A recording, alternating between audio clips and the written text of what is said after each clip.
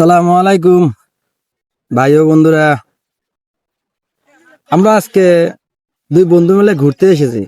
ঘুরতে এসে বাদাম খাচ্ছি। আপনারা কেউ বাদাম খাবেন? আসেন, ঘুরতে আসেন। গাজীপুর চৌরাস্তা নির্জন এলাকায় ঘুরতে এসেছি। সবাইকে বাদামের দাওয়াত রইল।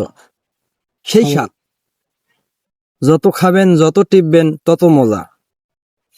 তারও খাবানি সেই স্বাদ, এই স্বাদ।